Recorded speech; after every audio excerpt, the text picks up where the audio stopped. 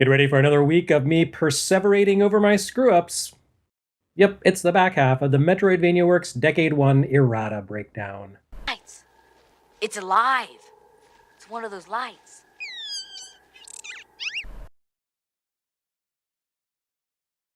Last week I talked about some games of note that I failed to cover in my book, The History of Metroidvania, The First Decade. That episode covered the first half of the decade, more or less. My handling of the term decade has admittedly been a little slippery. This episode, it's the back 9. Actually, back 12. Sorry, I'm also bad at coherent sports metaphors. The sacred armor of Antiriad is like what you'd get if you crossed the legendary axe with Fallout. That's a pretty one-of-a-kind mashup right there.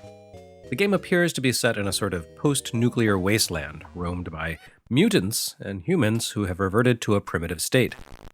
You play as one of the latter, a dude in a loincloth running around chucking rocks at creatures as you try to reach your end goal, setting a nuclear bomb off inside the volcano where your enemies live.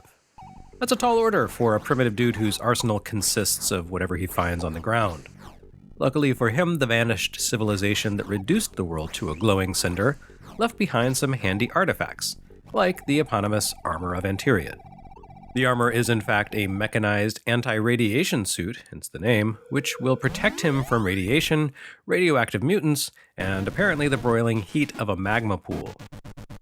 The game loop consists of seeking out the armor, seeking out batteries to power it, seeking out weapons to arm it, and eventually making your way to the volcano and wreaking havoc there. It's a compact and slightly clumsy take on the Metroidvania loop, but the spirit of the thing is there. The same can be said for Spiderbot, also known as Errata, a game released around the same time as Metroid, Castlevania, and Sacred Armor of Antiriad. With a world consisting of around 100 screens, Spiderbot involves a concept that's similar in some ways to Antiriad's. You need to seek out parts from which to assemble the game's namesake. Once constructed, it can be further powered up, not only with weapons, but also with flight, but the ability to cling to and traverse non-floor surfaces. The Metroid-like flow is very similar to that of Blaster Master, though luckily, you don't have to jump out of the robot and wander around in a crummy, top-down view combat maze as a little guy who loses his weapon strength every time a random enemy spawn smacks him in the face. Here's one I skipped because the book already had enough Konami representation. Getsu Fumadin, a non-linear action game that comes off as a blend of Zelda 2 and Namco's Genpei Tolmadin. Getsu Fumadin has long existed as a weird sort of sibling to Castlevania. I think it gets lumped together with Castlevania, even appearing as a tribute pack in Castlevania Harmony of Despair, because the team for this game went on to develop the first Teenage Mutant Ninja Turtles for NES and Castlevania 3. Of the two, it shares a heck of a lot more in common with TMNT. Have the top-down map screens that lead to side-scrolling zones, and first-person mazes, but never mind that. Your hero doesn't really gain permanent powers, just temporary boosts. It doesn't have the same Metroidvania juice as Castlevania 2, The Goonies 2, or even Nightmare 2 Maze of Gallius. I guess that's because all of those games were sequels and evolved their respective predecessors' designs to be more Metroid-y. Well, Getsu Fumadin didn't get a sequel until a few years ago. Like Brainbreaker, Zeliard is tough to play today. I will say that it has far greater immediate appeal than Brainbreaker. Its world appears denser, more packed with nicely rendered detail. In fact, the action looks a lot like Nihon Falcom's Ys 3, which would hit computers a couple of years later. And the design of the world resembles a more refined Xanadu. So Zeliard is kind of ripping off Falcom with one hand and feeding them ideas with the other. Unfortunately, according to commentary on sites like Hardcore Gaming 101, Zeliard's vast dungeon is matched only by its immense difficulty, the result of appealing design decisions like zero mercy invincibility upon contact with foes and janky controls and animation.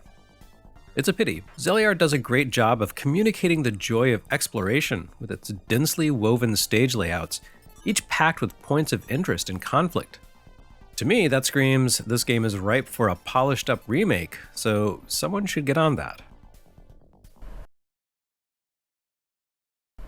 Palace of Magic is one of those computer games that only showed up in the UK and thus exists in obscurity to the other 7.9 billion people on the planet.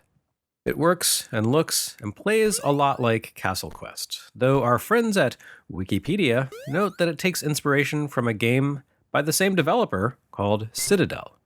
Maybe it's a parallel evolution thing. Still, with its intricate nested lock and key progression system, that certainly seems to be the vibe that Superior Software was going for with Palace of Magic. Our second Superman adventure for this Errata rundown is one that I've already covered here via NES Works. Yes, it's the weird Kemco game where you receive quests from the Statue of Liberty. There is reason to think that Kemco, a company highly attuned to the US console and computer market, may have taken notes from Atari's Superman for their own exploration of the license a decade later. Here, as there, Metropolis has an open structure, though subway commuting comes into play in order to move quickly from one place to another, like on Atari. This cart certainly has a more elaborate design than the 2600 Superman. Instead of simply flying around looking for missing bridge chunks, Superman instead needs to complete a succession of chapters while managing both his normal and Clark Kent forms. It's not a totally non-linear game thanks to the chapter-based structure, and it lacks a permanent power-up cycle, which makes sense given that Superman's abilities come pre-baked into his Kryptonian form. But you can certainly see it making moves in a Metroidvania direction.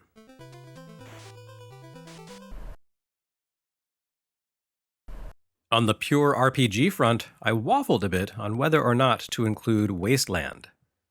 Early RPGs like Wizardry and Dragon Quest got a mention in the book due to their inspirational impact on the role-playing elements featured in Metroidvanias.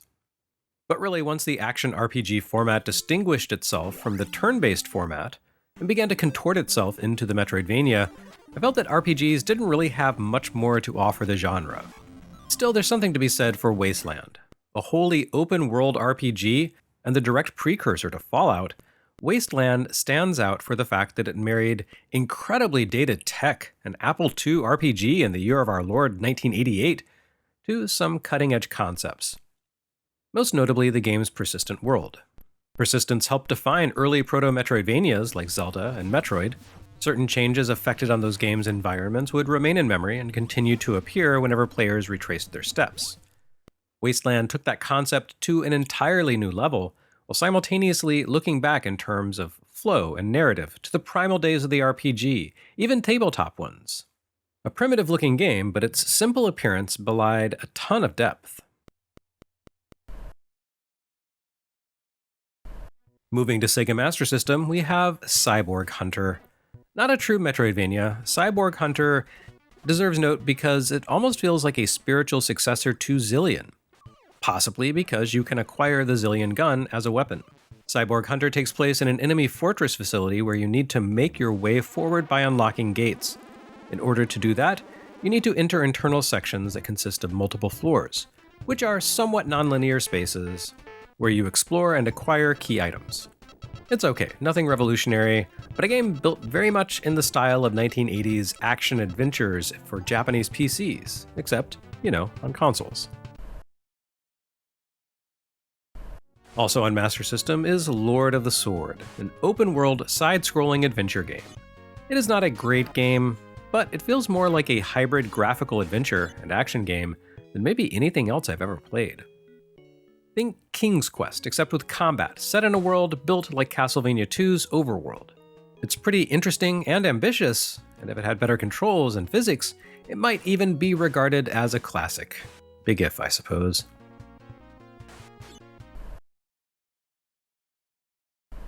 Some mention also has to be given to Fester's Quest for NES. With Fester's Quest, Sunsoft decided to take the crummy top-down shooter sections of Blaster Master and turn them into a full-scale game. To their credit, they did make the top-down action better than it had been in Blaster Master. It's hard as hell, like unreasonably so, but it still plays better and feels less annoying. Mainly because weapon power downs only occur when you pick up the wrong icon, not when you take even a tiny touch of damage. Like Blaster Master, Fester's Quest does have an interconnected world design. It's just that here, the interconnections all transpire over the course of top-down exploration. There are no side-scrolling bits to enjoy, no cool jumping tank to drive. Uncle Fester has to acquire keys and weapons in order to progress, but mostly, these come down to being able to effectively fight bosses and enemies rather than expanding the hero's innate skills. There's no real persistence here, no leveling up system, just a linear and temporary weapons power-up system. No quests. Just a lot of wandering and shooting through a massive top-down maze of a world. Not quite an exploratory adventure, but also kind of one. It feels very much like a precursor to those 16 and 32-bit LucasArts wandering shooters like Zombies Ate My Neighbors and Herc's Adventure, which are also not quite Metroidvanias, but certainly have a high level of simpatico with the genre.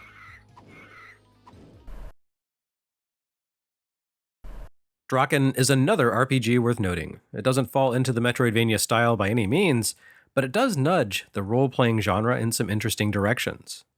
Most people probably know Drakkhen from its Super NES port, but the game debuted on Atari ST back in 1989, and for the time it felt pretty sophisticated. As in Wasteland, there's some persistence to the world, and the real-time style of the game means that certain buffs and other spells have a tangible quality that is more akin to the sort of thing you see in Metroidvania-type games like Link's High Jump and Zelda 2. It also has a pseudo 3D camera perspective in an open world, which gives it a totally unique flavor for the time. The immersive view of something like wizardry in an open outdoor space like Ultima, long before the likes of Elder Scrolls Arena or Bethesda's The Terminator. Not a Metroidvania by any means, but an interesting technical step forward in terms of presenting an RPG, and one that would eventually intersect in some ways with Metroidvania design.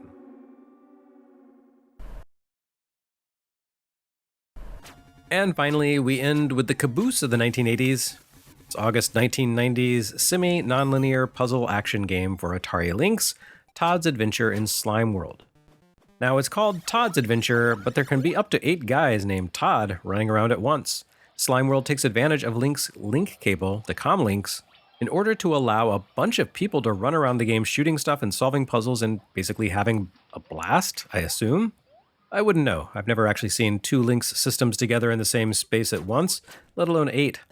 Todd's Adventure is not really a Metroid, but its nonlinear design certainly makes it adjacent. And the multiplayer component, a full 8 players, brings something new and exciting to the space. Honestly, I'm at a loss for what the first proper multiplayer Metroidvania would even be. The closest I can come up with is maybe Kirby and the Amazing Mirror from like 2003 or 4.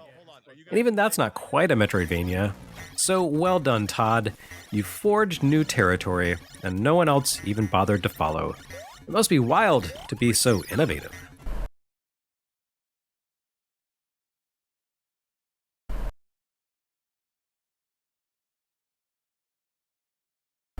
Next time on Metroidvania Works, we begin the second decade proper, as we begin to dive into the grand and glorious year that was 1991.